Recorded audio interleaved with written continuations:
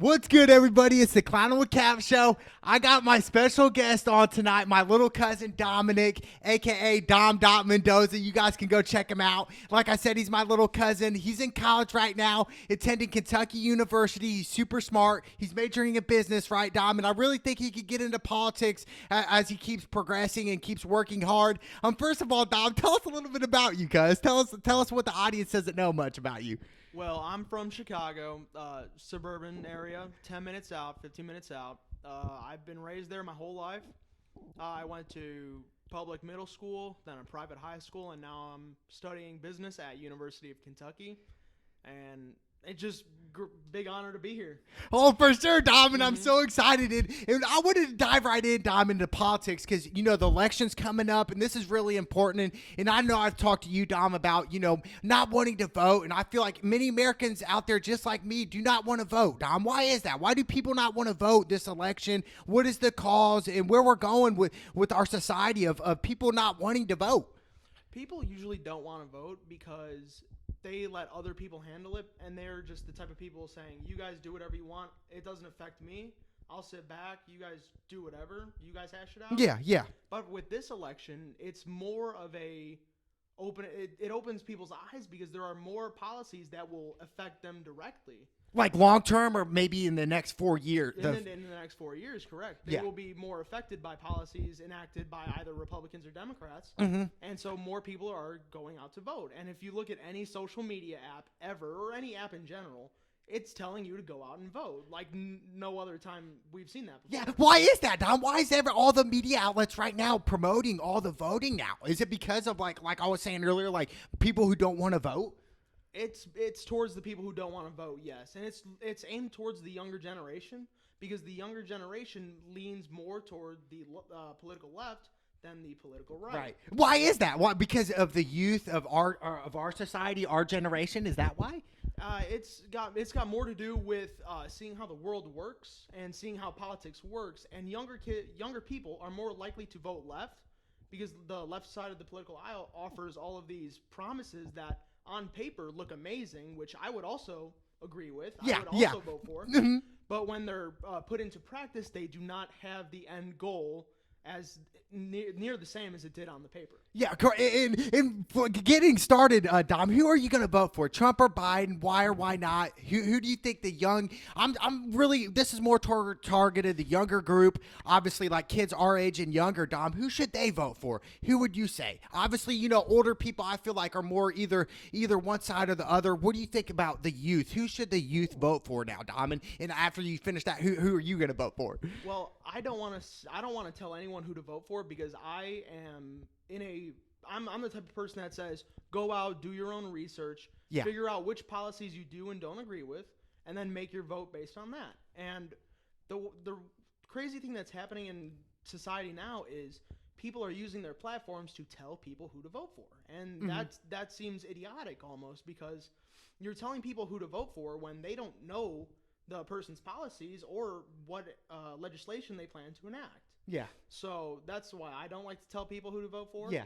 But I've already inked my ballot for Donald Trump. Okay, tell us why. Tell us why you're going with Trump, and I'll get more into that. Tell us why you're going with Trump, Dom. I'm going with Trump because he offers more tax cuts, not just to big companies, but to the average working class. Mm-hmm. So like middle class. Middle class and lower class. With middle class, with his tax cuts that he enacted throughout his past 3.5 years, it's taken an average of $2,000 to $4,000 out of taxes for the middle class family.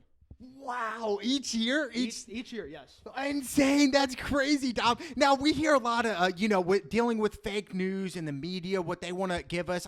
Is the media controlled by something or, dealing with fake news? Is that something serious, Dom, or is it just like, hey, we shouldn't, worry about it? We see media outlets, for instance, like Twitter, and I feel like a lot of people nowadays get their news off Twitter. That's not necessarily the best way to go, right, Dom, is get your news outlets from Twitter, or am I wrong?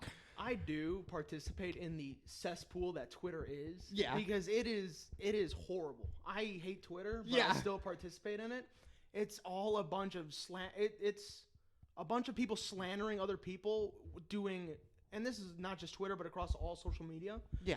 Doing not even hypothetical, doing metaphorical drive-bys, meaning they say what they want to say and then they don't respond to the criticisms or other points. Yeah. And that's why I think politics over social media is so dumb, because people on Instagram, they post something crazy or just something even neutral on Instagram, and when people go to comment and question that policy or that idea, they turn off their comments. That is something that is that's horrible for discourse in America, because if you cannot understand or comprehend other people having opposing viewpoints, to the point where you need to silence that from your feed, that puts you in a your own in a box, kind of. Exactly. Okay. In a hidden box in your own protected world behind a computer screen. Yeah. Now, do some people hide their comments because maybe they're getting death threats by chance, Dom, or is that not the case? No, that's not the case. No. But there are people out there that receive death threats. There are, and I've received threats as well. Yeah. Yeah. I get it. It's something that happens to everyone, and it's horrible. But social media does follow up on death threats. They do that. There have been multiple videos of people getting knocks on their doors from FBI agents saying you threatened to kill or you threatened this person. Yeah. And they do follow up on that, but that's not the reason they turn off their comments. The reason they turn off their comments is because they don't want to have to engage with people that have a different viewpoint. Yeah. Now let's go back to Biden and Trump for a minute. Now Biden, I saw the press conference they had, and there was a lot of arguing. Right, we could say that, Dom. But overall, what I really got from it was, I don't know really what I got from it, to be honest. But the whole thing is like, say obviously you're voting for Trump. Say you went Biden. What's going to happen if you vote Biden the next 4 years if he wins, or let's say Trump wins the next 4 years? What's going to happen on both sides? With Trump winning, there won't be any radical changes. It will continue going in the way that Trump had it going originally, with a booming economy, which it is argued who created that economy. Was it handed over from the Obama-Biden administration, or did Trump create it?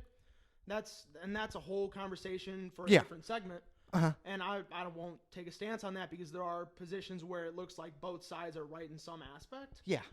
But the immediate change that will happen if Biden is...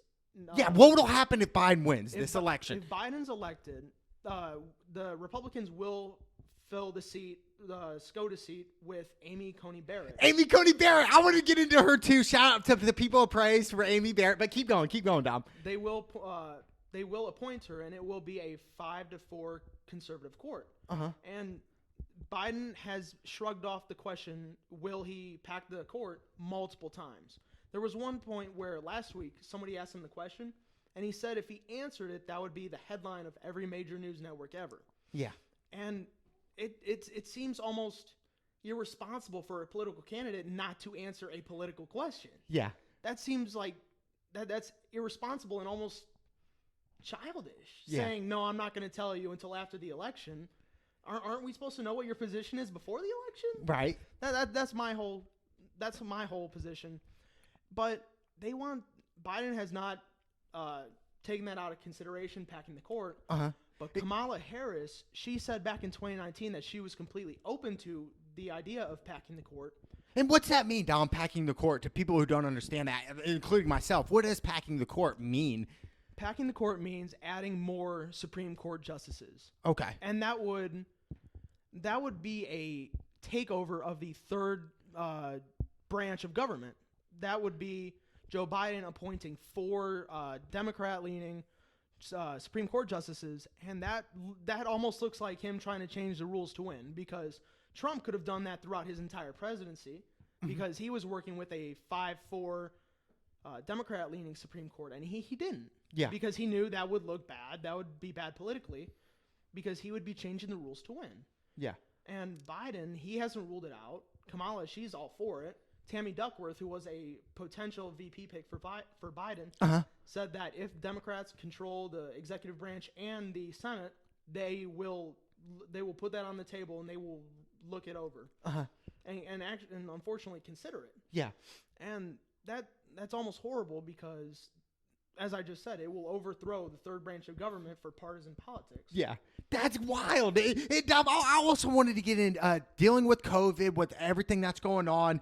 We understand COVID is something serious. When it first came out, Dom, I'm going to be honest, I thought it was really fake. I didn't really think it was really that bad. So honestly, certain people have really started to die from it. Now, has Trump handled COVID the way it was supposed to? What I'm getting out of it, Dom, is that they found out back in November, really started to take full effect in like January or February. Have they handled it right? What's going on with COVID right now? We're also hearing stuff that, Dom, like certain masks don't even work. Is that true? We're hearing different sides. I just feel like with COVID, we hear so many different sides. Who do we believe in the COVID crisis? There's a lot of information, and the reason it is so difficult to wade through every piece of information is because news stations do not put out all the information. Yeah. And this goes for right-leaning news stations and left-leaning news stations. They put out the pieces that support their side of what they're arguing for, instead of pushing out all the information that counters their side and also helps their side. Yeah. So, I just blanked. No. We kept going into COVID, and and I was saying it really wasn't that serious. And U.S. deaths of COVID are over 200,000. So that's something to really base upon. But I'm saying, like, I was asking you about the mask. Are the masks legit? We're hearing Doctor, I forget his name off the top. Fauci. He said, masks do not work, and then he comes out and says masks. We need to wear masks. So what is serious? And we understand that Donald Trump has tested positive for coronavirus. And I was like, really? Is it real? Is it fake? What's going on, Don? Like, is this like really a concern for our society? And we've saw that thousands of businesses have gone bankrupt, belly up. Definitely the small mom and pop businesses are gone now due to this. This is serious, right? Oh, it's something that we need to do, that we do need to take seriously. And when people initially said that coronavirus was fake, they weren't saying that the virus itself was fake. They were saying the hysteria around it was almost premeditated and conjured up, because for people under 35, I saw the statistic. So our age, under 35s, okay. Under 35, it was a 0.995% survival rate. So when you see in the media people are dying left and right, that makes you think it's like the Black Death, the bubonic for plague. Sure. That's what I was thinking, right? Yeah, that's what everyone thinks. But if you go outside and you look, you go outside right now. There's people walking around without masks, talking to other people, and they're not getting COVID. And there was a statistic that came out just yesterday that showed 85% of people who got COVID were frequent mask wearers, or they wore it all the time. What? So do the masks really work? I'm saying, like, the blue and white mask, the traditional mask that we see on really everywhere across America. Is that work, Tom, or is it just like, hey, you have to wear it because it's part of the system? They work to some extent, but they do not. They're not like a magical barrier against coronavirus. They work to a certain extent, and people who do wear it are still able to unfortunately contract the virus. Yeah. But the mask that really holds it back is the N95 mask. The ones that we were all supposed to give to the emergency workers, people in hospitals. The nurses, all that. Yeah. Yes, those are the ones that really hold it back. Mm-hmm. So it is almost reprehensible that we are told that these masks, the blue and white ones that we see every day, will protect us 100% from the virus, when that's not the case. Yeah, that's wild to me, Dom. And also, I wanted to, obviously, worldwide, we're seeing, I believe it's over 2 million deaths. I might be wrong on that number worldwide. But I feel like a lot of these people who have diagnosed with COVID, a lot of them already had health problems, right? Can we vouch for that? Say a lot of them have been overweight. A lot of them, some of them are been steady smokers. So really, I say yes, it's bad, but it's like some of them already had health issues prior to this, Dom, and that's like, that's something serious, right? Or is it just like, is COVID really the Black Plague, is what a lot of media outlets are portraying it to be? Well, when you take a person who hadn't had pre-existing conditions, they will do exponentially better than somebody who has pre-existing conditions, because those pre-existing conditions really hurt when coronavirus attacks your lungs. Pre-existing conditions really They almost, so like a smoker who's been smoking for 20 plus years, for instance, and they got it. That would be exponentially more worse than somebody who's like overweight. But being overweight still makes it worse. Like how we saw Trump, he got it a week ago. Yeah, but now they say with Trump he doesn't have it anymore. I thought you had the virus for a couple of weeks, or is it just like, hey, like it's different for everybody? He had the virus from either the Wednesday before the Friday he said he had it, or the Thursday, and then he got rid of it by, I want to say, the next week. Mm-hmm. The next week, Thursday or Friday, or even Saturday. Yeah. But the crazy part is he went to Walter Reed Medical Center. He was treated there. He was given remdesivir, which is a cocktail, they called it. Yeah. Of steroids. Like okay. Okay. I thought you meant like an alcohol cocktail. No, Okay. No. It was a medical cocktail, and it worked wonders on him. Yeah.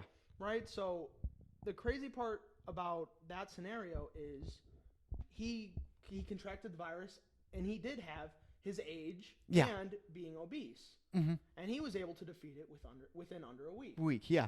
And if we look at that, we can say, okay, he an old man who is also obese was able to beat it. Yeah. So if we see that, we should also take that into consideration, because if you look at all the news stations say, if you're old and if you're you got pre-existing conditions, we need to wear masks to protect you. Mm-hmm. Right? But if you go and look at the statistics, people with pre-existing conditions, they don't do as bad as the media portrays. Why is that? Because they're used to it. Their immune system is adaptable, or is that the case? Or it depends on what pre-existing conditions the person has. Okay. But the overall problem is that the media coverage on it has been horrible. Yeah. And I'm talking both right and left. Mm-hmm. When they cover only deaths, when they cover deaths and infections, they don't cover hospitalizations or ICUs. Yeah. Those are the most important ones. Because remember when they got those two military ships, those boats, they sent it to California and New York. Yeah. Those were all filled with ICU beds. It was ready to be an ICU exclusive place. Those were never filled up, nor even close to being halfway. Wow. And you see what we're seeing from the media is we're getting all this information. And I kind of wanted to change gears for a minute, Dom, and talk about fake news. And I think fake news, I've heard fake news before. And why is fake news being spread throughout the internet, no matter whatever type of app? I feel like fake news definitely is on Twitter a lot. How come fake news is being spread and people are making money off fake news? Why is that, Dom? Why is fake news so popular today? So there's two different types of fake news. There's the real fake news that occurs on social media sites like Facebook, Twitter, Instagram. Mm-hmm. Stuff that is intended to make you say, wow, what is that? Yeah. Why is that happening? Yeah. And that's all for clicks. That's all for hype, basically. Revenue, visits to the site. Yeah, it's all just to create hysteria so that people send it to more people. Mm-hmm. And they keep getting views and clicks. And then the media sites who promote it do well. Yeah. But the other type of fake news is the type that happens in the mainstream media. And I don't like to call it fake news. Yeah. So what do you call it then in the mainstream media? So for instance, mainstream like Fox News, CNN, those type of apps. MSNBC, yeah. That they don't promote fake news. What they do is, and I described this before, they take the whole story and then shred it down to this part that supports their position. Okay. That's why when you get a story out in the news that's really big headlines, you get one take from CNN, MSNBC, and all the left-leaning news sources, and another take from Fox News. Yeah. Because that left-leaning, they shred it down to the part that supports the left side of the story. Yeah. And Fox News shreds it down to the right side and promotes the right side of the story. Politically right, not like factually right. Yeah, all political. So it's basically what they want to agree. And speaking of fake news, there's a lot of different news. And I kind of wanted to get into to the riots and peaceful protests. And we're seeing it in our society right now, Dom, in like Chicago, Portland. We're seeing the killings. We're seeing these violence. When are we going to have peace, Dom? And I think, yes, I believe in peaceful protests. I don't know if you do, Dom. I believe that 100%. Why are we seeing violent protests? For instance, like I know we had a disagreement on Kyle Rittenhouse, the kid who showed up with an AR. Now, tell us what all transpired in that whole situation, or just as a global scale. When will the violent protests stop? The violent riots will stop when the people controlling the cities decide it's time to stop them. If you look at Chicago, it was mayhem for weeks. Yeah. Michigan Avenue, stores were looted. They were businesses were destroyed. Businesses, yeah. Michigan Avenue, the Starlight Strip of Chicago, was trashed. And the people's justification for doing that was they have insurance. They've taken from us way more than we can take from them. Yeah. Okay, that's immoral. That's immoral. Like, you cannot steal something from someone and say it's okay because they can go get it again. Yeah. And Mayor Lori Lightfoot, she let this continue on. She let the riots continue Now, on. who's that lady? Is she like a governor? Or? She's the mayor of Chicago. Okay. And we're seeing Chicago be, in certain places, people are dying every day. So keep going, though, with her. So what's up? So when the protests were happening, the riots, they were going all over the city. Trump put on Twitter that he was ready to send in the National Guard to take care of it. Mayor Lori Lightfoot said, no, we don't need it. Thank you, though. And the crazy thing is, she only accepted Trump's offer when they started coming to her doorstep. No way. So before that, she said no. Yeah. Why is that, though? That's a very elitist thing to do. Yeah, exactly. I agree 100%. I just think why though? Why did she do that? When it was like kind of last second situation. And for me, Chicago's like one of the worst cities here in America today. And we have to look at it as like, why is Chicago one of the worst cities? And you used to live in Illinois, Dom. So why is Chicago the way it is right now? It's from decades of Democratic leadership, from overtaxing its citizens, putting the money into government programs that do not work, and it's basically poor leadership. Mm-hmm. Chicago has had a Democrat mayor for decades now, and it's that lady you said, right? No. I mean, it's been Democrats throughout time, but not the same lady. But it's turned out horrible. Yeah. Look at it. Chicago has one of the highest crime rates in the United States, and it has some of the strictest gun laws. Mm-hmm. So why is this all happening in a place that's supposed to be like perfect with all these gun laws that restrict everything? Yeah. Why does crime still happen? That's because when you enact laws, that doesn't prevent criminals from stopping, or that doesn't. I forget how. Yeah, I know what you're saying. It doesn't prevent criminals from obeying the law. Oh, but yeah. And we're seeing, I feel like a lot of these riots are due to a lot of people are just fed up the way the system's working. Like I brought up that Kyle Rittenhouse kid, and a lot of people on media are saying they're either right or left sides dealing with this kid, right, Dom? They're either saying he should get life in prison or he should get free off self-defense. What do you think dealing with his scenario? Because we have to understand that whole protest was about Jacob Blake, a man who got shot in the back 7 times by an officer. So to me, it was just like, why bring an AR? That was my whole question, Dom. Why bring an AR-15? What was his intentions? My whole thing dealing with that story with Kyle Rittenhouse. I know we had a disagreement on it, but it is what it is, right? The Kyle Rittenhouse story is a very complicated story because there is very limited footage of what happened that night, and besides what is documented, it looks like a he said, she said, or he said type thing. Yeah. And it's hard to figure out what really happened without video evidence. But Fox News, they released a part of the video where it shows a Molotov cocktail was thrown at Kyle Rittenhouse after he was going to go help somebody. Wow. He did not see where it came from or who threw it. Yeah. Then 3 people started approaching him. Uh-huh. Like behind him. Behind him, he turns around and sees them. Then down the street, there's a gunshot, a handgun in the air shot to create just chaos. Yeah. He feels threatened as any 17-year-old would, any person would, after you see a Molotov cocktail thrown at you, and people approach you. Yeah, and you have a loaded AR-15 on top of that, right? Yeah. So he shot one person, and after he did that, he did not look like, I just did that. No, he looked down. He was like, all right, I need to go get help. Yeah. He made a beeline straight for the police, saying, hey, this guy needs help. And more people came up to him. One dude came over and tried to crack him over the head with a skateboard. I seen that. Now, that's the video I seen, and the guy with the skateboard was trying to beat him up, right? Yeah. And that is a threat to your bodily safety, and that is a complete legal use of a firearm. When your physical safety is threatened, you are allowed to defend yourself by how you see fit. No matter where you're at, no matter what the laws are in that state, right? This goes, I want to say, almost across the entire nation, with a few exceptions in some left-leaning cities. But if you are threatened with physical abuse, you are allowed to defend yourself. Mm-hmm. And And he did that. He did that with the guy who came over his head with the skateboard. Yeah. He shot him. Then there was another guy who tried to go in and remove the weapon. His AR?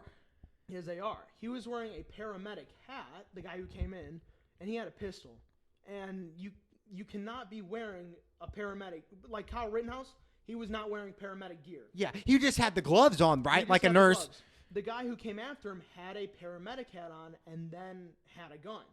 And if you see a paramedic hat, okay, you see someone's going to try and help you. Then you see a gun being pulled out while he's running up to you. That makes you that would worry me too. Yeah. So I would do the same thing if I was in his position. Uh-huh.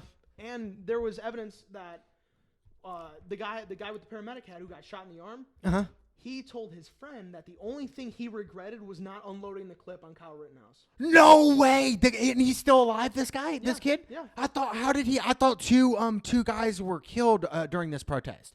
But how did this guy survive? He was shot in the forearm. Okay. Wow. See, for me, that's crazy. You know, I first said, at first when I heard this story break, I said it was white privilege. A lot of people got on me. And I just thought it was a little white privilege because if we saw a Hispanic or a black man walking in the street with an AR-15, I thought, police would question, and I feel like people would feel me on that, right? They would start sending questions. But for his story, the only thing I have with Kyle Rittenhouse, yes, I agree with self-defense. He will get off. But I just don't like the fact that he showed up with an AR-15. I thought he could have maybe approached it differently, right, Dom, or no? Or was he just there to protect his family business? What was the whole cause of him carrying this AR-15 to a protest? And we're starting to see this all over media, right, Dom? We're starting to see people show up with guns to protest, and I'm like, I don't think that's right. I think peaceful protests are the way to go, not showing up with guns ready to fight, you know? I really don't think that you should be showing up to protests with guns. That's a horrible option, horrible thing to do, because you put yourself in a situation where if something happens, you are ready to make yourself a target. You're ready to inflict bodily harm on other people. Yeah. But at that same time, you also need to have a mode of self-defense in case anything does happen. Yeah. So it's a gray area. Yeah. Whether people should or shouldn't. Mm-hmm. I personally, if you're going to go to a protest, I don't think you should bring a gun. Yeah. And as protests that have gotten very physical and heated recently, yeah, I wouldn't go to a protest in general just because of that. Because of the violence and everything. And I seen, it's all really on both sides. I've seen a cop push this old 75-year-old guy, and he's busting out of his ear. And I also seen protesters come up to cops and start yelling and screaming at them. And I feel like, obviously, yes, there are bad cops, right, Don? There are bad cops out there. But I think overall, it's like, there are some good cops. And I feel like the good cops out there, and I know two cops personally, and it's just like they're kind-hearted people. So I think they're really getting the natch of cops should be defunded. Why are people saying that, Dom? Why cops should be defunded? Is it the right or the left who's saying that? Who's saying cops should be defunded? Defund the police? I don't think that's really a good idea, because who are we going to go to in certain situations when our life is threatened, right? That is, the people saying defund the police are the upper class to middle class left side of the political aisle. Why is if you go to the inner cities where the crime actually happens and you ask the people who live there, do you want to defund the police, or would you like, or is it you ask them, would you like to defund it, keep it the way it is, or add more? The average was always add more police. Yeah. Because they know as soon as you take police away, it will turn into chaos zones. It'll be horrible, because crime will run rampant. Like a war zone if we really said, no police anymore in America. Go look at New York. They decided to defund the police, and crime has gone up 150%. Holy cow! So when did they start defunding the police? The beginning of this year, or when has this happened in New York? It was recently, within the past couple months. Yeah. They decided to cut the police budget. Mm-hmm. And since that's happened, crime has gone up 150%. And all the people who live in downtown New York, the store owners, the common people, not the upper class people, yeah, they say this needs to end because there's too much crime. Mm-hmm. So if there's somebody we're going to look to say, do we want police in these high crime areas? It should be the people who live in the high crime areas, not the people who live in the suburbs who don't get affected by all the crime. Yeah. It should be the people who live there. Exactly, 100%. And you living in Kentucky, I know this is kind of a touchy situation with the Breonna Taylor story. There's people rioting in Kentucky. Did you see any side effects of what's going on in Kentucky? The past month of obviously the jury said, these cops are not being charged. I feel like, the whole story. I don't really understand the whole story, Dom, of the Breonna Taylor situation. I just think, really it just boils down. We need in America, in our society, we need more peace and love compared to hatred and violence. But even that story and just so many other stories that we're seeing dealing with these protests, like even in Portland, where I'm seeing videos of people in Portland like throwing bricks through glass windows, Molotovs, burning police buildings in Minnesota. What is going on in America right now, Dom, dealing with the violence that we're seeing? Well, I want to touch on the Breonna Taylor case first, because that's a very special case, because both parties, the boyfriend and the police, they both acted in self-defense. Mm-hmm. So that is a very gray area situation. Yeah. Because the boyfriend didn't know who was outside the door, and the police, after being shot at through the door, didn't know what else was behind the door. Right. All they knew was somebody was shooting, mm-hmm. and they shot back, and unfortunately, Breonna Taylor was collateral, caught in the crossfire. Uh-huh. So basically, Breonna Taylor was at the wrong place at the wrong time in that certain situation. Correct. Okay. And it's very unfortunate, because the backlash has been it's been crazy, because University of Kentucky released a statement saying or not University of Kentucky, the student government, I want to make sure this is right, because I don't want any backlash. The Student Government Association said that this is not an argument. They said the Breonna Taylor case is not an argument. They said it's racism versus anti-racism, and that's not the case. Why is that? It's not the case, because the police did not act in any racist fashion, and they were acting in self-defense, and so was the boyfriend. Uh-huh. So it's as I said, it's a gray area of two people defending themselves. Yeah. So why were they both acting in self-defense? That's odd, right? Of both parties acting in self-defense. To me, I just think, what was all transpired to act as self-defense? Why were the cops acting in self-defense? Obviously, I get Breonna Taylor's boyfriend, at night, banging on the door, not knowing what's really going on. But I feel like, for Breonna Taylor's boyfriend, I feel like, yeah, maybe he could have handled it way differently, right? Obviously, if he didn't send shots, Breonna Taylor would still be breathing today, right? That is true. If he did not fire, it would have been a normal raid. They probably would have been in jail, but they would have been alive. Uh-huh. Right? But because I don't want to assume. I don't know where they lived, but where they said they lived, they never got people coming in late at night. And because they didn't know what the person's intentions were behind the door. Yeah. And they didn't know who was behind the door. Yeah. So he fired a warning shot, just to say, like, hey, watch out. Yeah. And because, unfortunately, it was police behind the door, and because it struck a police officer, the bullet hit it. Yes, the bullet struck a police officer in the leg.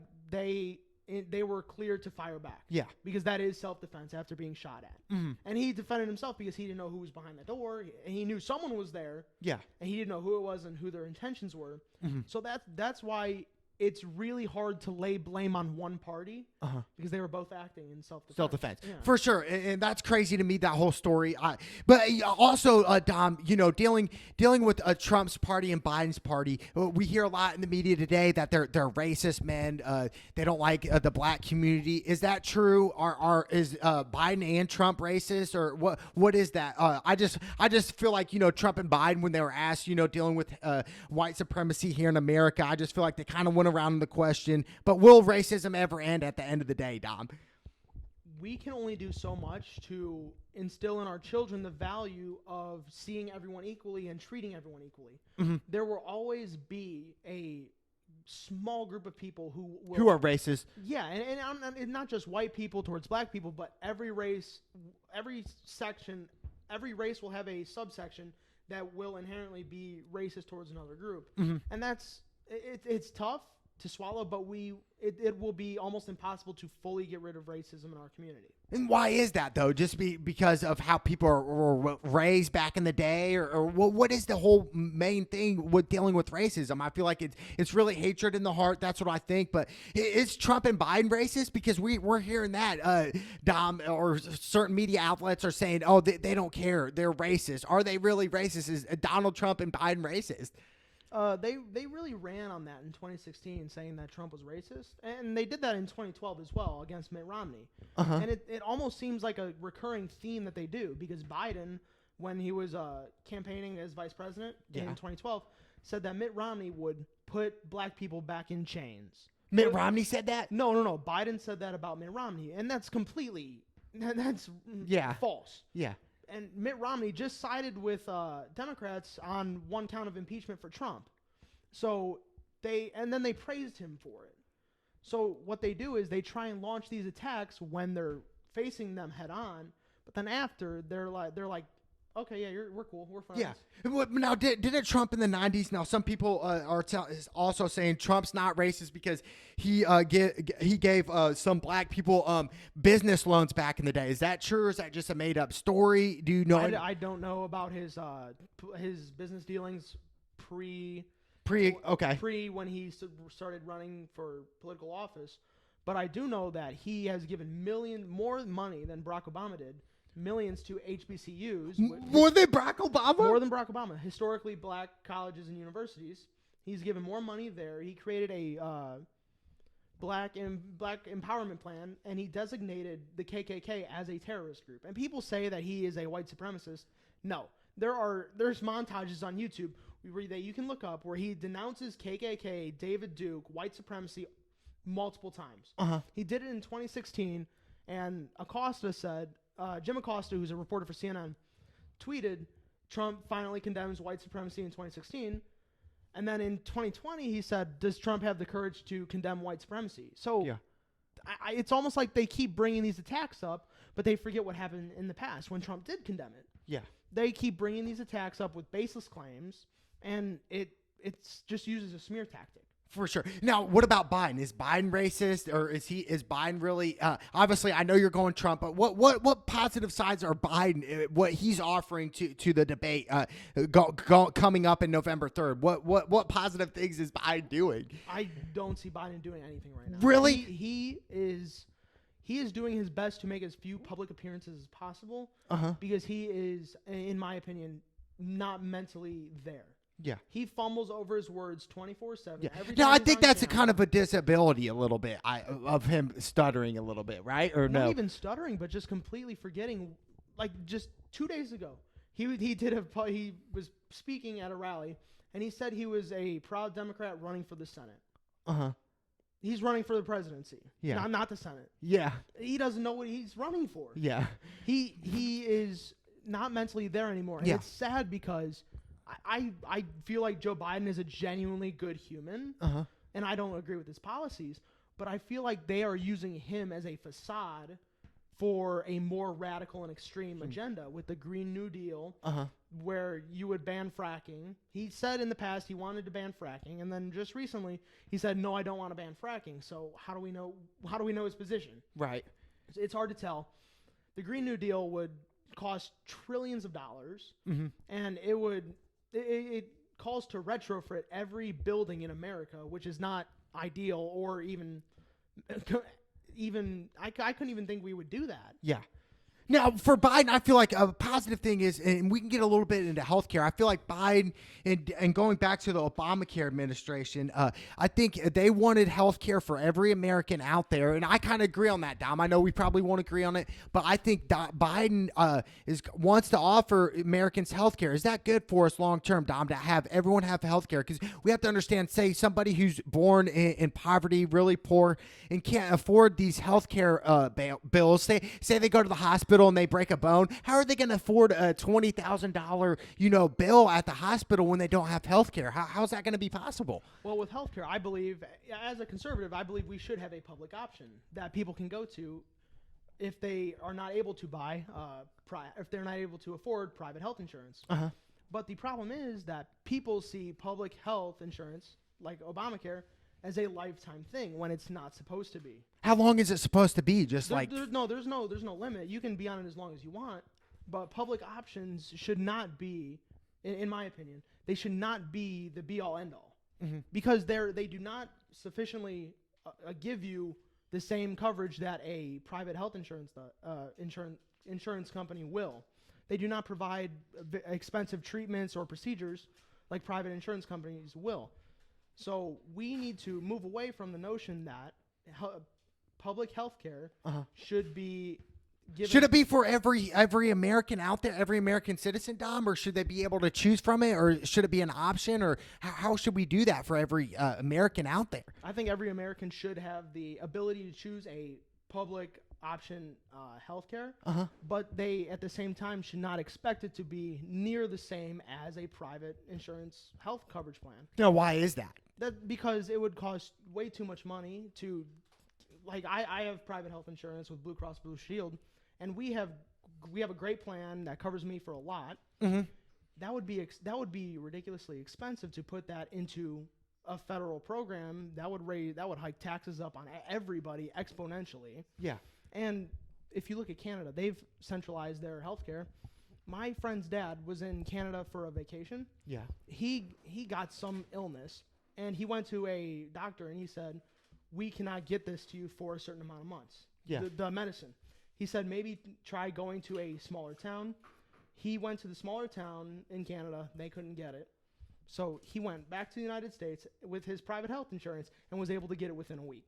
What? Because he had that. Because he had that, yes. That's crazy. And you were brought up tax dollars, and I kind of want to get into tax dollars. Where's a lot of our tax money going? Is it going to the state? Where is it going to business? Like where's a lot of these tax dollars going? Because a lot of the middle class right now, Dom, a lot of it is being taken out their paychecks. I want to say, I don't know if this is correct. I want to say about 30% is being taxed out, and we're talking the middle class here. So I think moving forward, if we continue this rate, Dom, I think middle class is eventually going to really just go down, and it's either going to be upper class or people in poverty, one of the two. I would say in the next 20 years from now. That's what I think. I think the middle class is really disappearing. So is that true? Because we're seeing billionaires in just more and more nowadays. Taxes are essential. Yes, they're essential for roads, public servants, police, fire, teachers, schools. They are essential. But there are taxes and government programs that are set up that do not provide the way that they were intended to, and it's just wasted tax dollars. Yeah. You look at Chicago, there are plans all over that are supposed to promote better living, better community, and everything. Yeah. But the community doesn't get better. The only way to really make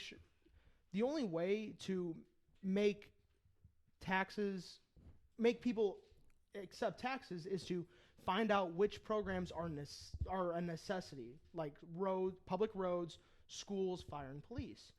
With other government programs that are supposed to promote, like they're supposed to promote the government helping you out. I think that's a bad area, because if you have the government helping you, you can rely on that and then put your money towards somewhere else, which. That's not good, because then people can just fall back on government plans. Yeah. And that just raises the taxes. So basically, like certain people who are like living off the government per se. And that's those types of people are there. There's this guy, Adam Carolla. He's a moderate when it comes to politics.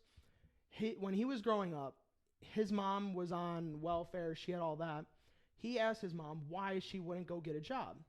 She told him, because I would stop getting my welfare check. No way. Yeah. So we have people like that today, though.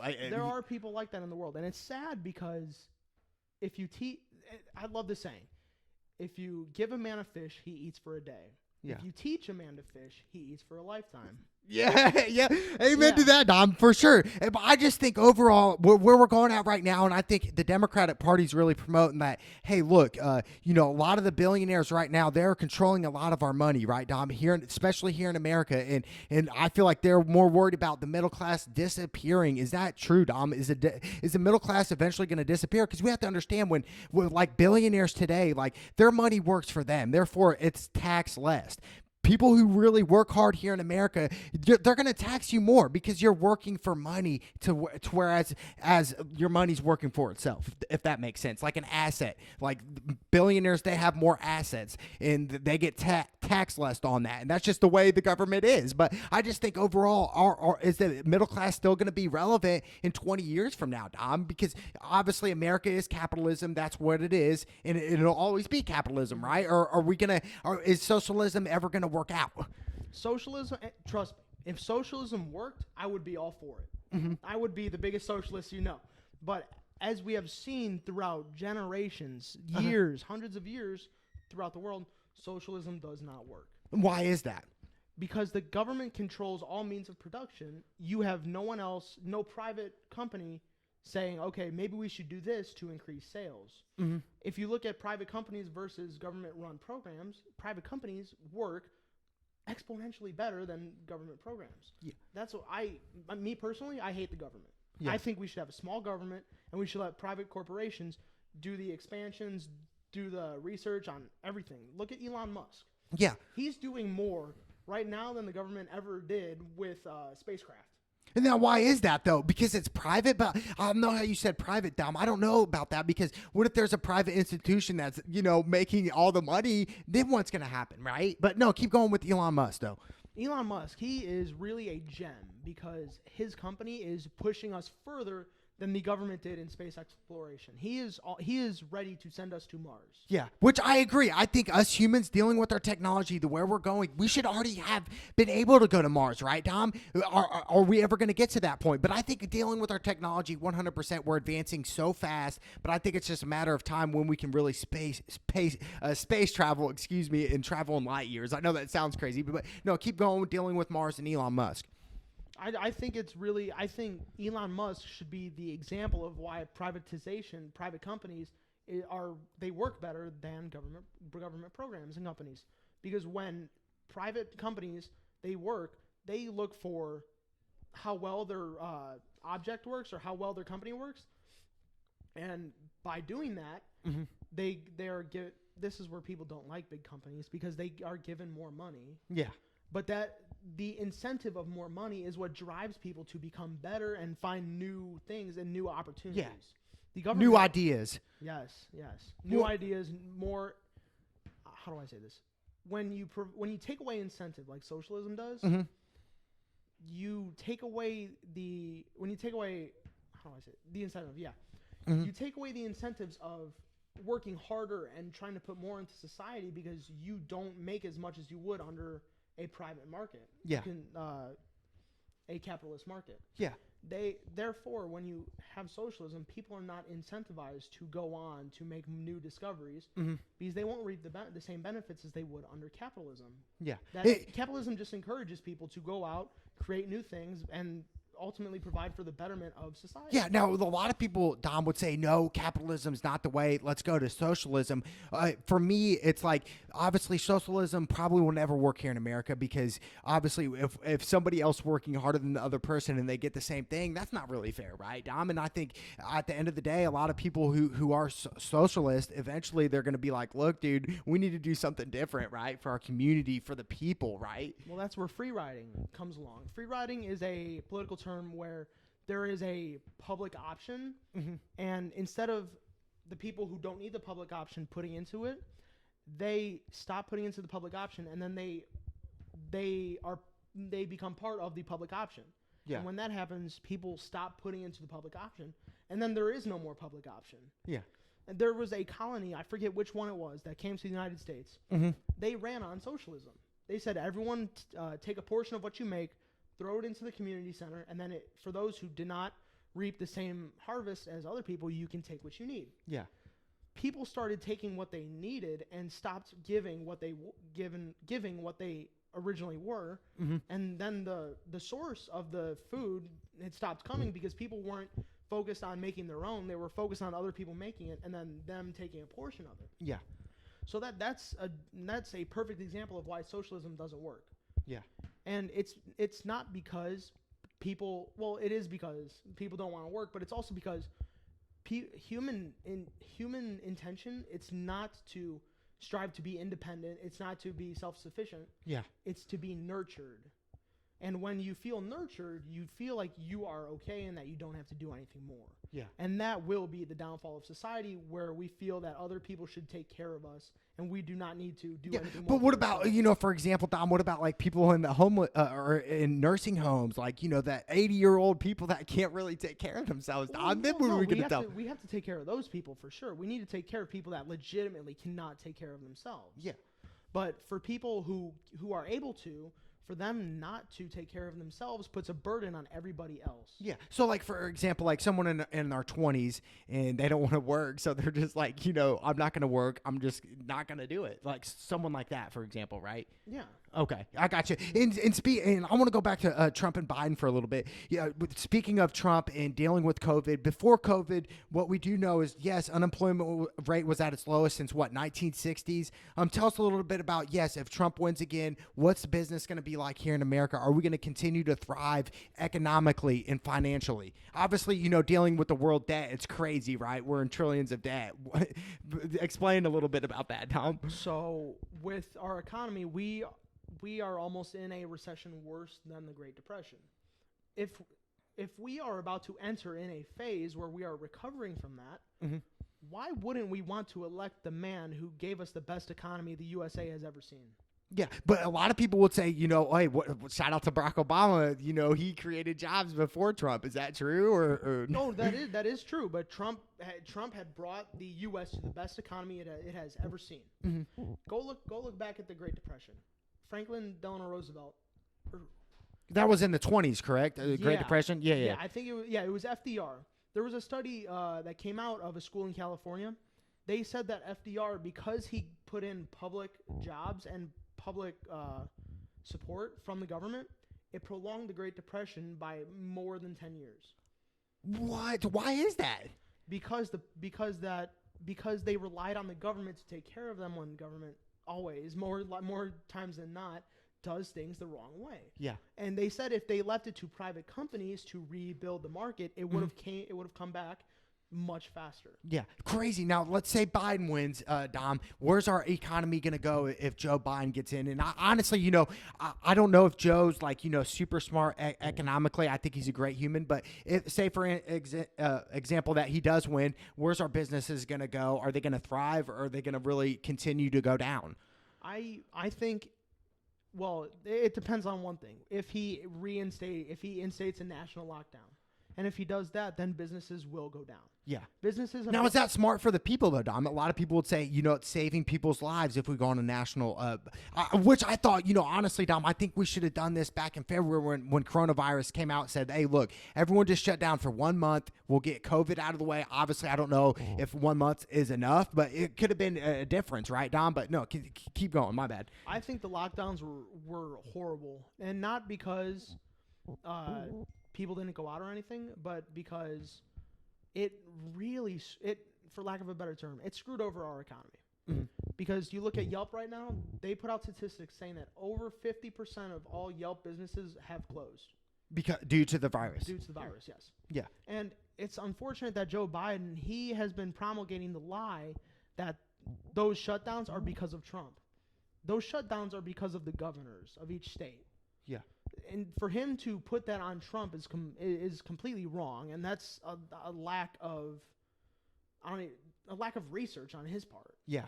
So I think under Joe Biden's economic plan, it would be worse than what Trump would do. Now, Dom, now some people would say, look, Trump has handled this virus correctly. A lot of people have died. Do you think Trump's really A+ this COVID right now? Obviously, I think with the mask and stuff, as we debated a little bit earlier, but I think overall it's something serious we need to take. But at the end of the day, Dom, when is COVID going to end? Obviously, I was thinking when it first came out, I was like sometime in 2021. Now it looks like 2022 is when we'll be able to not wear masks anymore. When is that day going to come, Dom, when COVID's completely does not exist anymore? When we come out with vaccines, when is all that going to happen? Well, as of right now, it does not look like there will be an end of COVID, because there are no surefire vaccines for it. Mm-hmm. And And I'm sure a scientist has come up with something, right? A cure, it has to be, right? They're coming up with treatments. They haven't come out with a cure yet. They are finding cure. They are trying to look for cures. They're trying to make them. But for the time being, there is no cure. There's only treatments. And because there are only treatments, this will continue to go on. And if you look there was a news article that just came out recently. The first person in the U.S. Got reinfected with COVID. What? Yeah, so that means after he got COVID, he had an immunity for a short period of time, but he got reinfected. So the treatments may get rid of COVID in your body for a short period of time. Yeah. But until we have a cure, there will not be an end to COVID. Wow, to me that's crazy. I wanted to switch it up and talk about Amy Barrett. Speaking of Amy Barrett, my funny story. My parents used to make me go to a church called People of Praise back when I was a kid, and she was part of that. Just an ironic story. But is Amy Barrett? Is she really the gal to get the job done? What are her values? I really don't know much about her. I got to see her talk a couple times. Does she support women's rights? What's up with her? So Amy Coney Barrett, she is a textualist and originalist. She wants to apply the law as it is written. She's not the person that likes to interpret it different ways based on her political party's affiliation, like which way her political party leans. Yeah. And she made that clear during her hearings. She said that she's not there to vote in whichever way her political party wants her to vote, but to look at it from the standpoint of law and order. Does it follow the law or does it not? And that's very good for someone who's being appointed to the Supreme Court. And the Democrats, they are against this because it will create a conservative majority Supreme Court. And if Amy gets in, if Amy wins, and she will get in. It's just a matter of time. And the reason they are so up in arms is because they won't be, if they win in 2020, they won't be able to function. They won't be able to use the Supreme Court as a body to create and impose new legislation. Yeah. And that is why Joe Biden and Kamala are open to the idea of court packing. Yeah. Because then they can overthrow the third branch of government to do what they want it to do. And which is what's Joe's main goal if he wins? Like, what's his main goal if he wins president November 3rd? Like, what's his main goal for us Americans, us moving forward? He has only pitched undoing the wrongs that Trump has done. He really hasn't put forth any legislation that proves that he is going to do something different.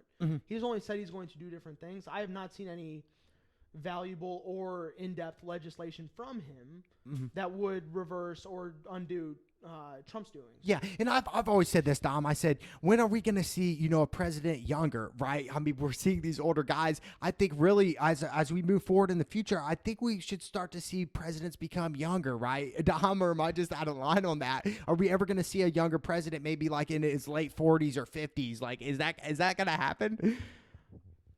That is a great question because I believe that it should not only be older people, older men and women, because they are from antiquated times. Yeah. And they do not understand everything that younger people do. Yeah. So like dealing with technology, everything that we're taught right now in our society. Yeah, so I do believe that we should be getting younger people into office, just like AOC. She won her district. She became the youngest person in Congress. Yeah. And there's this guy Cortez, right? Yeah. Okay. There's this guy Madison Cawthorn. He is running right now, and if he gets elected, he will be the youngest member. He'll be younger than AOC. No way. That's amazing. Speaking of AOC, I like some of her quotes, Dom. She says, I don't think any person in America should die because they are too poor to live. Do you agree with that, Dom? I agree with that. I mean, all politics aside, I think that's a smart thing for Cortez to say, that I don't think any person who's too poor to live should not die, right, Dom? Or do you think differently of that? No. We need to take care of people who are homeless, who don't have the money. But as I said before, we cannot just prop them up by government, because that's the biggest problem today. People rely on government programs to keep them going. Because if you're relying on you can't get anywhere, right? If you rely on the government. If you're relying on government programs, you are just looking, what can I do to do the least and still get what I need to get by? Yeah.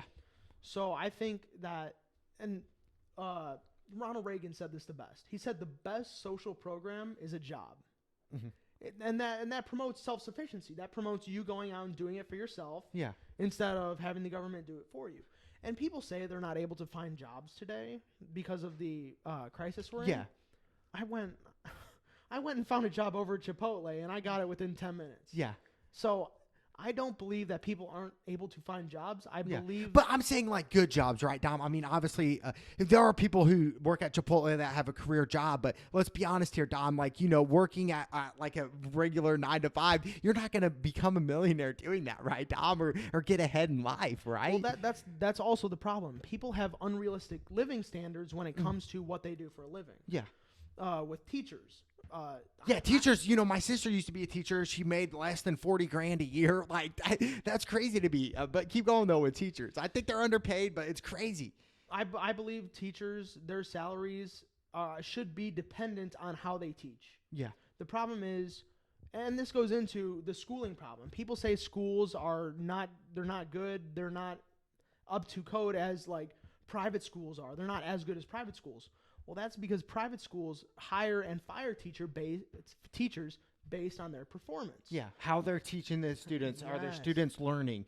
Stuff like that. Yes, and when you look at public schools, when you factor in unions, those can potentially protect shitty jobs. Shitty teachers. Yeah, yes. yeah, okay. I don't want to swear, but yeah, it's all good. No. Keep going, though. They protect shitty teachers. And and I believe unions at one point did serve a purpose, but right now I don't believe they do, because the Chicago Teachers Union, I'd say a year or two ago, they went on strike, and one of their demands was affordable housing in the city. And I don't know how or why that affects teachers. Yeah. But that is not something that should be negotiated by a union. That's not something that has to do with teachers. If you take away unions, that would make each teacher have to put forth their best effort every day in order to provide the best education, to not only not get fired, but to even teach so good as to get a promotion. Yeah. Like in pay and in their role and everything. Now, why are teachers, Dom, start off so poorly? I mean, there's jobs, obviously, they have to get a college education. There's some jobs that you don't need a college education that they can get paid more than teachers. Why are teachers started off so cheaply? Is it like, you know what I mean? Like, I've even said on record, like, in 30 or 40 years, we're going to have way less teachers. I think we're really going towards, we're just going to learn everything on the internet and online. I mean, we're already starting to do that right now, Dom, right? I mean, if we don't know an answer, we Google it. I mean, that's what it's come to. It's like, eventually, I hate to say it, but I really do think teachers will be extinct moving in the future in like 40 or 50 years. Well, one of the biggest problems is there's an oversaturation of teachers in the market. There's too many teachers, and because of that, they are willing to take lower and lower pay because they want jobs. If there were fewer teachers looking for work, there would be more opportunity for them to make more money working at a school. Yeah. That's crazy. And I want to go back to Cortez, because you brought her up, and, she also says change takes courage. Do you agree with some of her views, Dom? Or what is the Green New Deal? What is all that? What is she endorsing? Stuff like that. So I really admire Cortez because she has a drive and a passion for politics that is needed when you go into politics, but it's really prevalent in her and it's not prevalent in a lot of other senators, congresspeople. And even though I say that, I disagree with her on almost everything. Yeah. I don't agree. No, what do you agree with her on, Dom? Let's say that first. Like, is there anything you agree with her, what she has to say? A while ago, her and Ted Cruz, the Republican from Texas, they had made an agreement and they agreed that the federal government is broken and that we need to do something to fix it. And the federal government is broken. We need to ensure that there are one of my biggest wants is our congressional term limits. Yeah. I would like to see the end of careers in politics. Yeah. I hate career politicians. I will never vote for a career politician, even if it's on the Republican. So, for instance, for instance, Joe Biden, he's a career politician, right? He's been in politics for 47 years. So that's crazy. But no, keep going with Cortez, though. But yeah, as I said, she said the government's broken, and I agree with her on that. But the fundamental things that we disagree about are how to fix it. Yeah. Okay, what else? Like, what is the Green New Deal? I know Cortez has talked about this Green New Deal, how it's going to help the environment and everything. What is the Green New Deal? What is she trying to do? They want to make everything. They want to make energy renewable. They want to find sources that don't promote Like, for instance, like gas vehicles in the future that are like polluting the earth. Well, yeah, they do want to move towards electric vehicles, and Which I support. I think electric is the future. Flying cars are the future. But keep going. in California, Gavin Newsom, he just signed a bill that would make the sale of gas-fueled cars illegal in 2035. I seen that. That's crazy, and that's telling us, look, it's all electric in the future. And I've been telling, even you, Dom, I've been telling, family and friends, look, electric is the future. It's the way to go long term. You're saving money, but no, keep going though, Dom. And I think I see that as a very bad move, because that opens the door for banning things that you do not think are good for the people. Like what? What bad things could have? Like what type of stuff? Oh, I don't know what exactly, but it opens the door for saying, I am up top. I know what's better for you than you know what's better for you. And that opens the door for cramming policies down from the top. Yeah. So that's why I don't like that policy. I think we should be open to all types of fuels, because a diversity in the market creates more jobs, it creates a better economy. Yeah. No doubt about it. And the thing is, like I said, with dealing with technology and everything, I want to talk about Nancy Pelosi. I don't really know much about Nancy.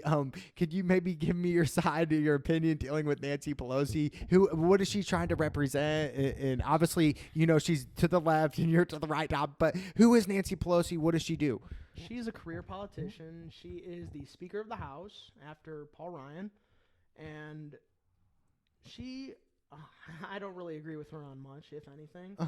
She recently is trying to change the 25th Amendment, which allows the president's cabinet to determine whether the president is fit to serve office, like physically or mentally. Yeah. She wants to change it so that an outside body determines if the president is able to serve instead of the president's cabinet, which is completely that's horrible. Yeah. Because that just opens the door for partisan politics within that outside body. Yeah. That would be a horrible amendment change. That's crazy to me. And I wanted to get back into more of economic and what's going on in our economy. Obviously, we're losing a lot of jobs due to COVID. Will we get back to where we once were, Dom, with lowest unemployment rate since 1960? People are getting jobs left and right. It's easier to get jobs. You can get online and get a job, just like you got a job in 10 minutes. Are we going to be back at that point eventually, Dom, to where we're not going to hit a Great Depression, where people aren't going to go belly up as much as what we're seeing right now? Is the future look bright for the economy if Trump gets reelected in November? If Trump gets reelected, it will look good, because he will promote the private companies in expanding and opening jobs up and bringing the economy back.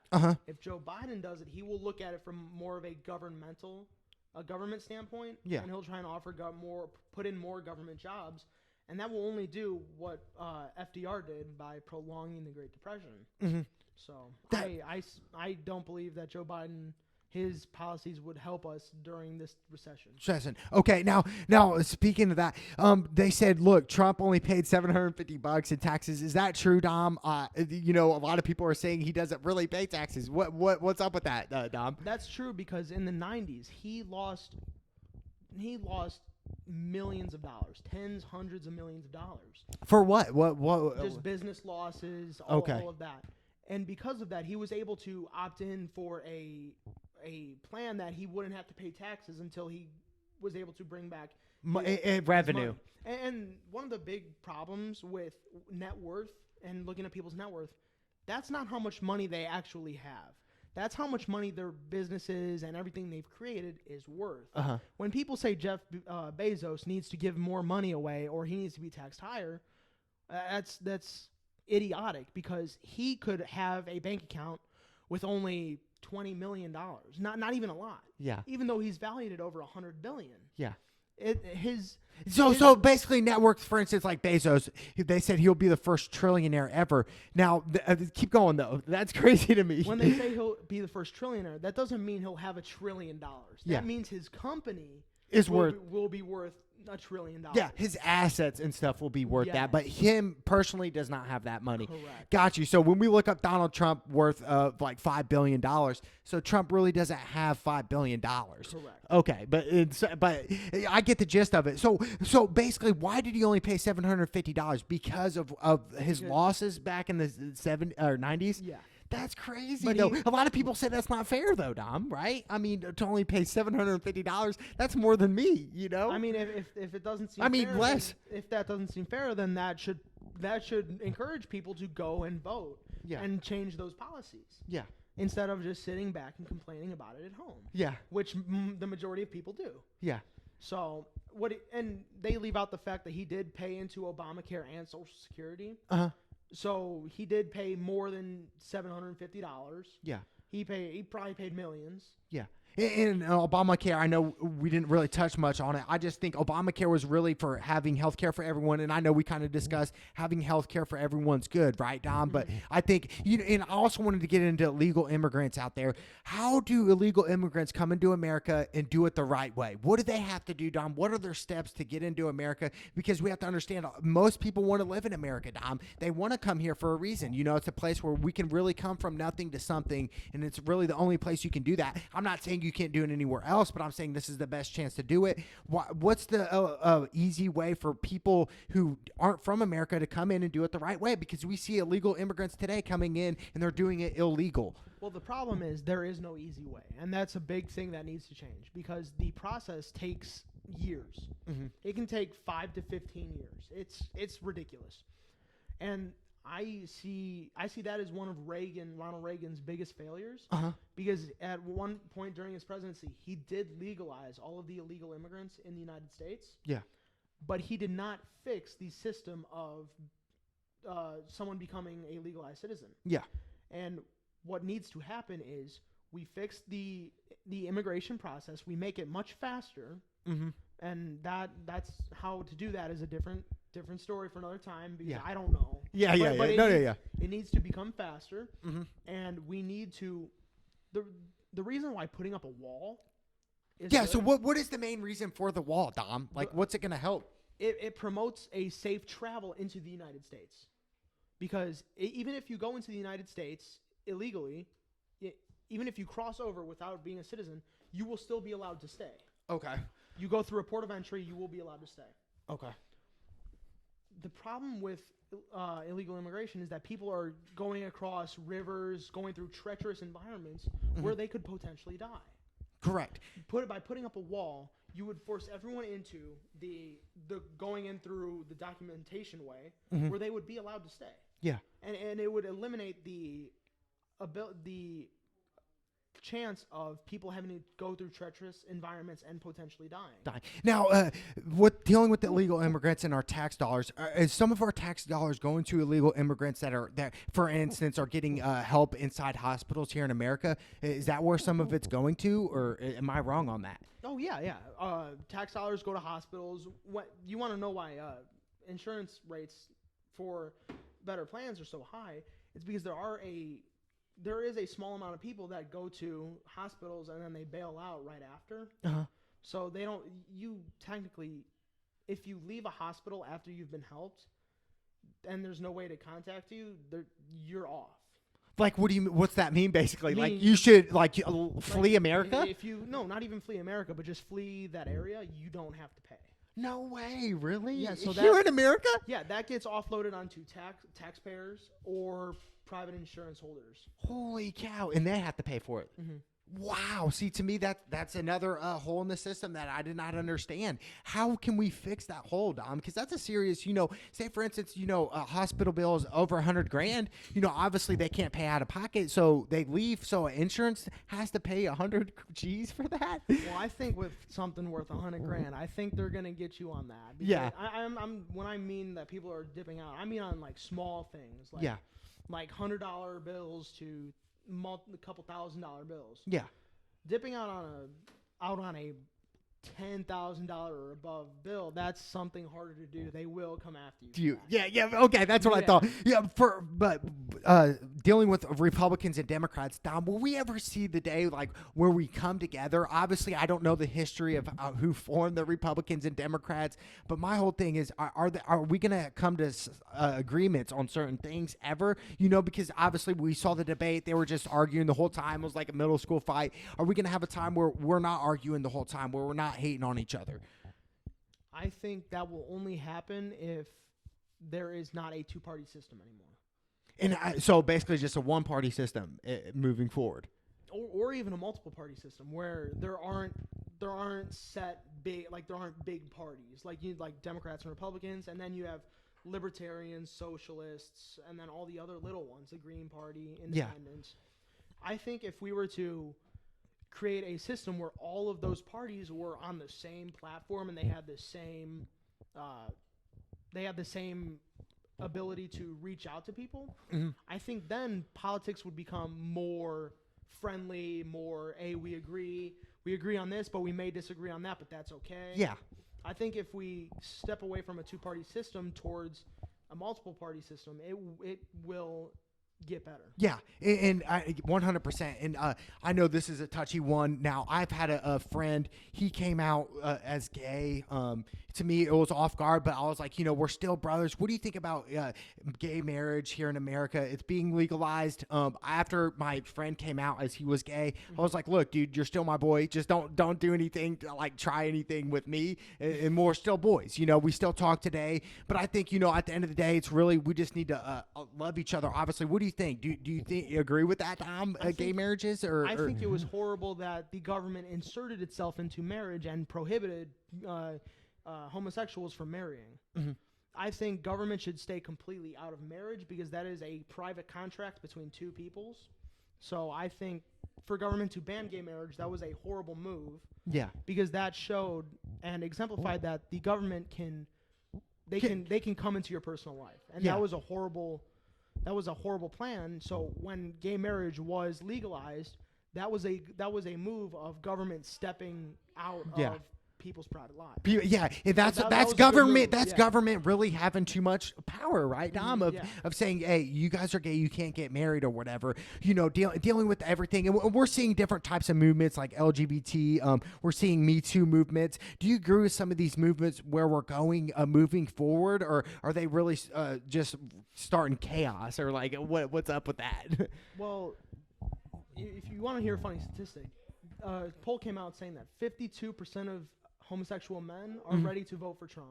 No way. Yeah. That's amazing. 52% of gay men, you said, are ready to vote. Now, why is that? Because they like his views and stuff? That's precisely it. Or they don't enjoy the direction the LGBTQ movement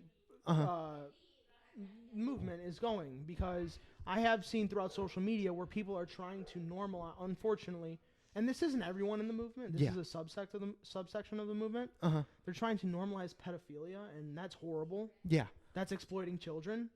Damn. That's disgusting and repulsive. Yeah. And that cannot be something that is accepted because they say pedophilia is like a mental disorder. Yeah. Or something. Is it that where you? I'm thinking of schizophrenia. What is that? What you were saying? Where you're attracted to kids. Oh my god. Yeah, that's nasty. That's disgusting. That's like rape. That's what. It's disgusting. Yeah. To me, that's crazy. Me Too movement, isn't it like of women being taken advantage of? Or? The Me Too movement came when Harvey Weinstein, after he had done horrible, disgusting things. Yeah, Harvey Weinstein, was he the coach that or no? He was the Hollywood director, producer, who got caught because he had engaged in sexual acts with people in order to put the woman in a higher position. Wow! And people that didn't engage with him, they were blacklisted. Wow! So they were just like gone, basically. Yeah. That's crazy to me, Dom. And that started because everyone knew about it, but then everyone was still quiet. But then a few years ago, someone decided to speak up, and then everybody came out, and that's what created the Me Too movement. Yeah. For sure, that's crazy to me. But I think moving forward, dealing with these movements and stuff. How I just think overall, Dom. Yes, the government, they have way too much control of, like you said, of telling gay people they can't get married, which is crazy to me. I mean, I think honestly, it should be private, right? Yeah, it's a private matter, and it should not involve government. But now I heard like the first was the state of California that legalized it. And correct me if I'm wrong, that legalized gay marriage was California first, or no? Am I wrong on that? I don't know who did it first, if it was a federal thing or a state thing. I don't know who did it first, but the fact that it did get repealed, the fact that homosexuals couldn't get married, that was a good thing. Yeah, for sure. Yeah. For sure, 100%, Dom. So moving forward in the future right now, so all right, one more question, Dom. If Biden gets reelected, what's going to happen with our society? And if Trump gets reelected, what's going to happen in the future if either get reelected? What's your view on that? If Trump gets elected, we will continue moving in the direction we were, with people looking out for themselves, doing more for themselves, and making the best economy that we've ever seen. Yeah.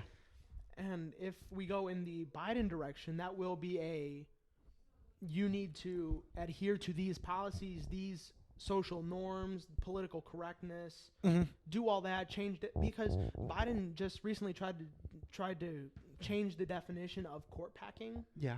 And court packing is adding justices to the Supreme Court, and he said Trump was trying to do court packing. Which was not true, right? Trump is doing what he was elected to do. Yeah. Trump's tenure in office doesn't end after 3 years. Yeah. It ends at the end of his fourth year. So he has all the right to appoint the next Supreme Court justice. And for Biden to say that is court packing, that's him trying to change a definition, and people go along with that. Yeah. That's the sad part. People go along with it not knowing what the true definition is. And it's scary because those same people who don't know that he just tried to change the definition, they will be the first ones coming at us trying to tell us to change definitions of words that fit their criteria. Yeah. Yeah. Yeah, so moving forward, obviously you're going Trump, Dom. Now, people who disagree with you say we're going Biden. What would you tell the people who are voting for Biden that are around your age, Dom? Why would you tell them not to do that and go Trump? I wouldn't tell them not to vote for Biden. I would tell them to do more research, look at it from both sides. Because when I do research and when I debate, I don't use articles from Fox News, which is conservative, the Daily Wire, which is conservative. I use sources like CNN, MSNBC. I like to use opposing networks so that I am not... So opposing to your beliefs, basically. Opposing ideologies so that I'm not feeding into a bias, like a conservative bias. I like to look at everything. I like to look at everything from all standpoints. Yeah. And that is an important thing to do, and that's something that Americans aren't doing anymore. Yeah. They're only like... So basically, if I'm super left, I'm going to look only left, not right. If I'm super right, I'm only going to look right. That's kind of where we're going. Yes, and that is scary, because we need to look at all angles of everything before we make decisions. And if we don't do that, we will be making uninformed decisions. Yeah. Which could lead to unforeseen consequences. Yeah. That's crazy to me, Tom, overall. But I think as Americans overall, we need more peace and love here in America because we're seeing what's going on. And I wanted to ask you another thing, Tom. What do you think about athletes that are having political views here in America? I think, me personally, I think professional athletes, I just say keep it to sports only. But now we're starting to see in today's age, really athletes speaking their mind on political views. What do you think about that, Dom? I think athletes should stick to their sport, and if they want to talk about politics outside of their sport, outside of like ESPN time, that's completely okay. But when they bring it into the games, the TV runtime, that's where it becomes divisive, because people are there to watch sports. They're not there to watch politics. If they wanted to watch politics, they would go over to CNN, MSNBC, or Fox. Yeah. And when athletes bring politics into sports, it will divide us even further, because sports is something that doesn't have politics in it. It's supposed to get us closer. It's supposed to be an escape from what's going on in the real world. Yeah. It's not supposed to be divisive. It's supposed to be you're rooting for your home team or who you like the best. Yeah.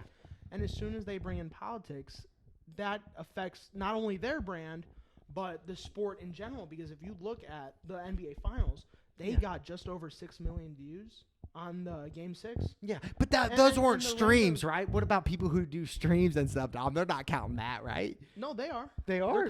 They're streaming, all of that, yeah. You can count that on YouTube, Twitch, people streaming. You can count the streams. They got only 6 million views. When a random Monday Night Football game between the Seahawks and Vikings got like 16 million views. Yeah. A random game. Yeah. Random exhibition game, and the NBA Finals game got 6. That's because people are tuning out of the NBA because it has become too divisive and political. But the NBA, that's what I've heard, because I've been obviously a huge fan of LeBron James, and I know a lot of people hate on LeBron a lot. What do you think about, obviously, all politics aside, do you think LeBron James is one of the best ever? I know it's far from politics, but obviously LeBron is involved in politics now, and I feel like that's why a lot more people hate him, because he's involved in that, and not keeping it as sports strictly. LeBron James is a very talented athlete, and I think he will go down as one of the best, if not the best, because there's Michael Jordan. Yeah. I just ordered a shirt, and it's got the red 23. Yeah. I see that. Yeah, I seen that. Yeah.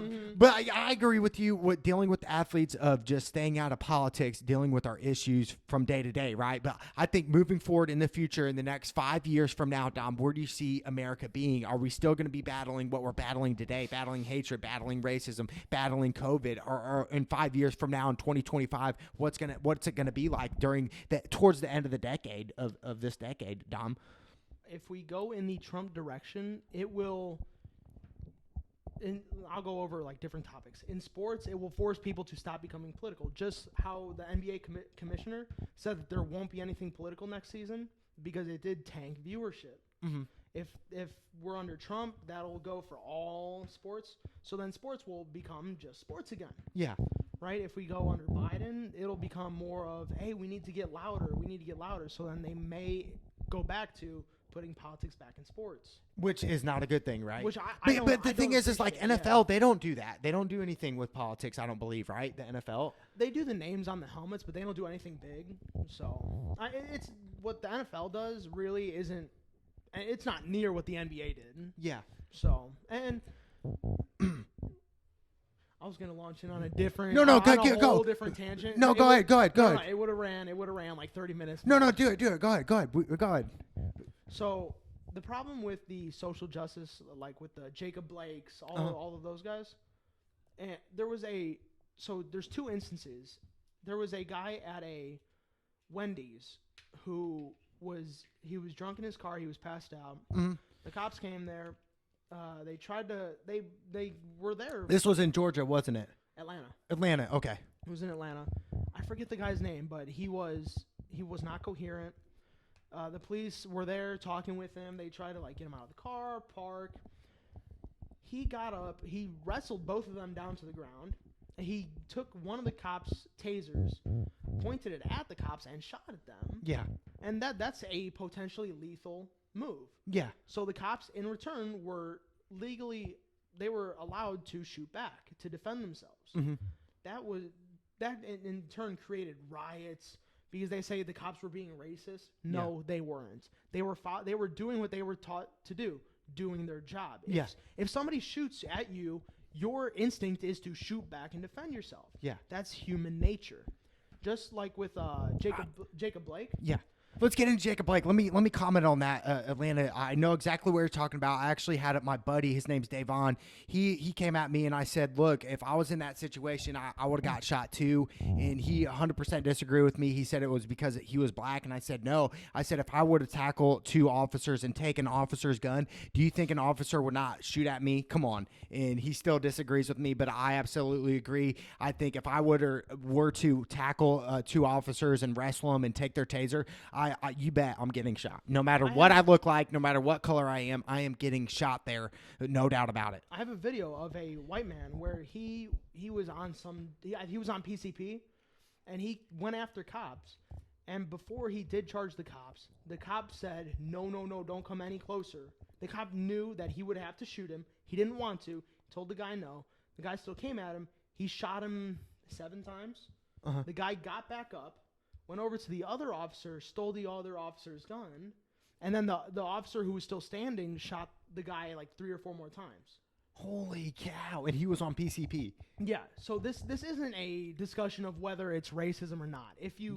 If you threaten the police, they will respond with deadly force, with force that is necessary. Yeah. Now I do think black people are targeted in certain spots. For instance, the George Floyd situation, Dom. I mean, why would a cop have to sit on his neck area for over 7-8 minutes, Dom? Why?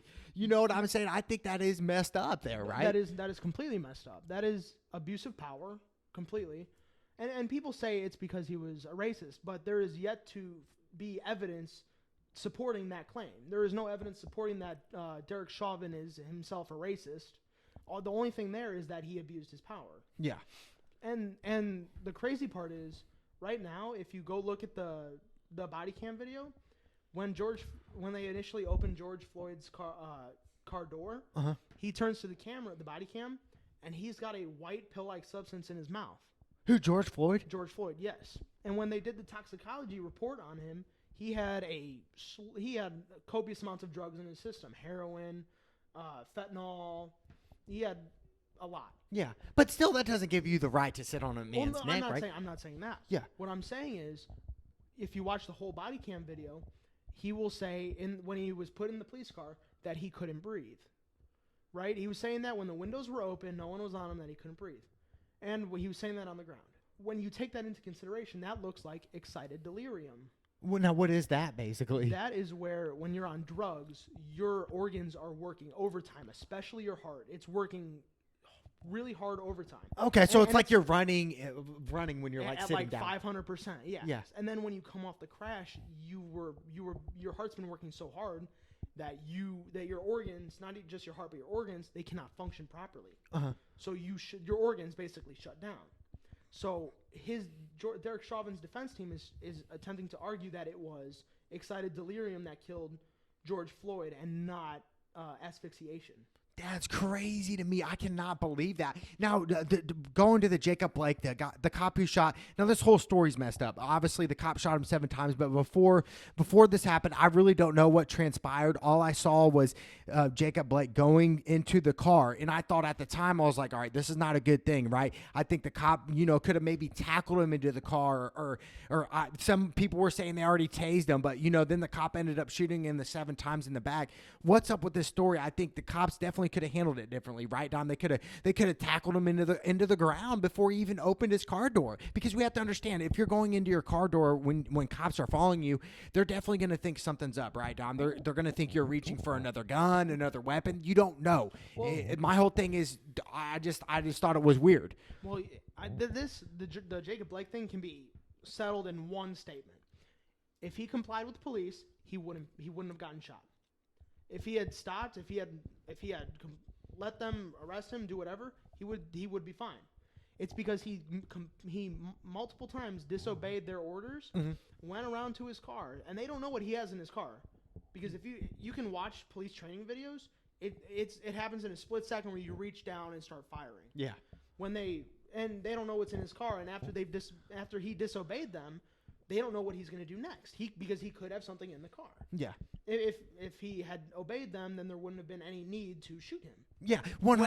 When they went around, or when he went to his car, then when they shot him because they didn't know what he was going to have in there, if he was grabbing something, they found a knife on the floorboard of the driver's side. So if a cop were to go up and tackle him, he could have grabbed the knife and brought it back around to the cop. For sure, and to me that's messed up. I think that we're seeing like Black Lives Matter, because I feel like black people feel like they're mistreated by officers, which I've seen it with my own eyes being mistreated. I got pulled over with my cousin Brandon, and we had our friend in the back, and he was black, and they ended up taking him out, didn't ask us questions, and I was like, yeah, that's definitely racist right there, right? I would say, but I think overall, Dom, dealing with these riots and the police shootings, it's messed up. But I think a lot of the times, yes, a lot of times it's not obeying officers. And in my years dealing with police officers, Dom, is I'd never want to argue or say, even if I am right, I'm going to say the cop's right, because if I say the cop's wrong and I start to argue with an officer,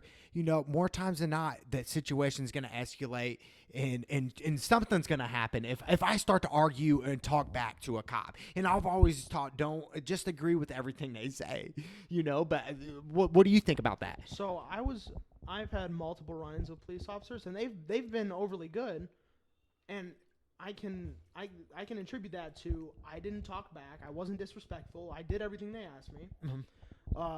I was back at home going to school. I got pulled over because it looked like I was on my phone. Yeah. I was in a suspended truck. I was in a Ford Expedition, the big one. Yeah. And the cop, he was in a lowered car. But what he saw me looking down like this, right? Yeah. And on a Bible, hand on a Bible. I was not on my phone. I was in my dad's car. He had dots, the candy in his car. Yeah. And my OCD ass had to organize the color of the dots. Oh my gosh. Yeah. And on a Bible. I was not using my phone. He pulled me over, and he asked me, do you know why I pulled you over? And I said, I have no idea why. Because I wasn't on my phone, so I didn't think I was going to get in trouble. Yeah. And he goes, well, I saw you were on your phone while driving. And at that, and I made the connection that, I was looking down at my hand, and I wasn't paying attention to the road, and he couldn't see what I had in my hand. So I said, okay, sure, fine, I was doing that. Yeah. Because I wasn't going to say, no, you're wrong. Yeah. Because I don't... You could have explained it and said, hey, I was being OCD, officer. I was... Yeah. Well, I don't want to say that because he doesn't know me. He doesn't know me. I'm just a random person that he stopped. I could be lying to him. Yeah. So I just say, okay, fine, what's the penalty? Right? And he goes, well, I'm going to let you off because... And coincidentally, the day I got pulled over for that was the day before texting and driving went down as points on your record in Illinois. Wow. So he gave me a buy on it because it was the day before. And I assume it was because I was so cordial, like, yes, officer, no, officer, yes, I was doing that, yes. Yeah. And if you do that, 900,000, like, out of a million, you will be okay. Yeah. You will be okay. As long as you don't run into... like douchebag cops. Yeah, but we do see cops tackling dudes, like really messing with them, know? Yeah, but have you ever seen a cop tackle someone that's saying, yes, officer, no, officer, and they're following all their commands? I don't think so. No. And I kind of wanted to switch it up, Dom, and talk about Colin Kaepernick. He used to be an old NFL quarterback, and I think he's not in the NFL anymore because he took a knee down for the national anthem. My whole thing is, what I'm getting from this, Dom, is he took a knee for police brutality and people being mistreated here in America. What's your viewpoints on Colin Kaepernick and taking a knee during the national anthem? As I said before, if you want to do politics, if you want to do social justice, do that outside of sports. I think everyone would be fine. I think everyone would have been fine with it if he did that, if he spoke up on social justice outside of sports. He really took a hit because he did it during a time that is not supposed to be divisive. Sports. Yeah. And that divided America. And that's why he took a knee, right, Dom? Was because of police brutality, or what was the whole... I think it was... I want to say it was around the Michael Brown time, but I could be wrong. But it definitely was for police brutality. And why is Colin Kaepernick not in the NFL today, Dom? We know he's talented enough. Why is he not playing in the NFL? It has to do with his political ties and basically because he's a mediocre quarterback. He had one good year with the 49ers. And if you look but he went to the Super Bowl, Dom. He was one play. As I said, he had one good year, but if you look at the rest of his stats, it's mediocre. He had a tryout day. He had a dedicated tryout day for him, for all the teams to look at him. They instead chose the wide receivers he was passing to. Yeah.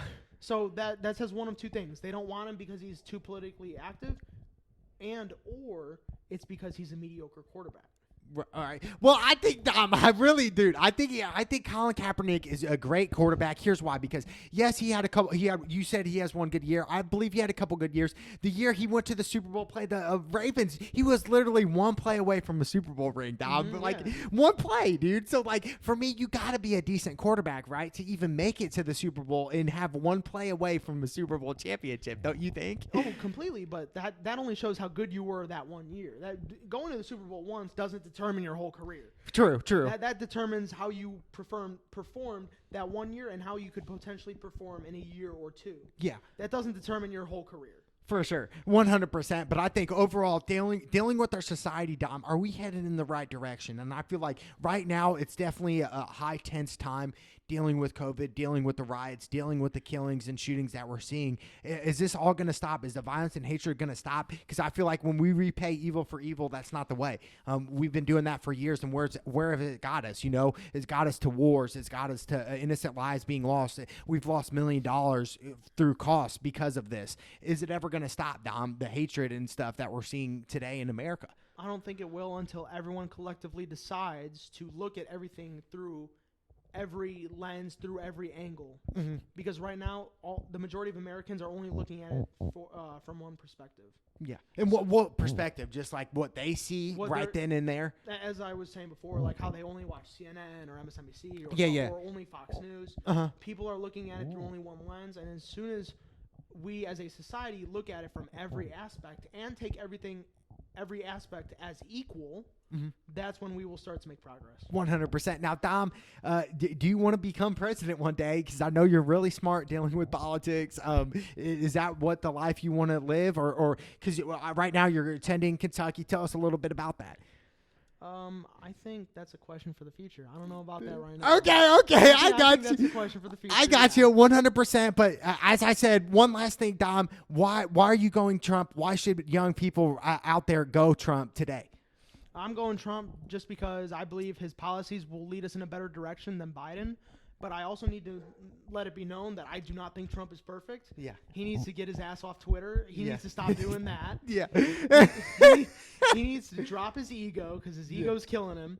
And to young voters, to people who aren't informed, don't listen to famous people. Don't listen to media networks.